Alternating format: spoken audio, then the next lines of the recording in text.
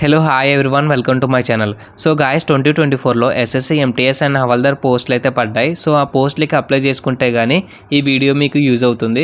So ఈ వీడియోలో మీకు అప్లికేషన్ స్టేటస్ అనేది ఎలా చెక్ చేసుకోవాలనేది ఈ వీడియోలో అయితే క్లారిటీగా చెప్తాను. సో వీడియో మాత్రం ఎక్కడ స్కిప్ చేయకండి. కొత్త వాళ్ళు ఎవరైనా వస్తే వీడియోకి ఒక లైక్ వేసుకోండి. సో ఫస్ట్ మీ క్రోమ్ అనేది ఓపెన్ చేసి అక్కడ సెర్చ్లో ssc.sr.gov.in అని చెప్పి సెర్చ్ చేయండి. సో సెర్చ్ చేశాక వచ్చిన ఫస్ట్ లింక్ మీద అయితే క్లిక్ చేసుకోండి. సో క్లిక్ చేసుకున్నాక ఇలా అయితే ఇంటర్ఫేస్ వస్తుంది.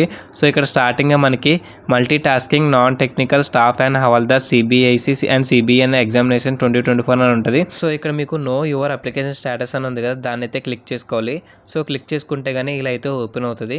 సో ఇక్కడ మీ రిజిస్టర్ ఐడి అండ్ ఇక్కడ మీ డేట్ ఆఫ్ బర్త్ అయితే ఇవ్వాలన్నమాట. సో డేట్ ఆఫ్ బర్త్ అయితే వచ్చేసి మీరు ఎస్ఎస్సికి అప్లై చేసేటప్పుడు ఏదైతే డేట్ ఆఫ్ బర్త్ ఇచ్చారో ఆ డేట్ ఆఫ్ బర్త్ అయితే ఇవ్వాలి.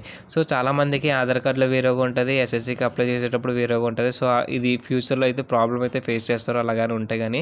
సో మీరు ఎస్ఎస్సికి ఇచ్చిన డేట్ ఆఫ్ బర్త్ అయితే ఇచ్చేసి కింద అయితే క్లిక్ చేయండి. సో క్లిక్ చేసుకున్నాక ఇక్కడ స్టాటస్ ఆఫ్ అప్లికేషన్ దగ్గర యాక్సెప్ట్ అని ఉంది కదా, అలా యాక్సెప్ట్ ఉంటే కానీ మీ అప్లికేషన్ అనేది యాక్సెప్ట్ అయినట్టు. సో రిజెక్ట్ అయితే కానీ ఎందుకు రిజెక్ట్ అయింది అనేది కింద ఇంకో బాక్స్ ఉంది కదా, బాక్స్లో రీజన్ అనేది రాస్తారు.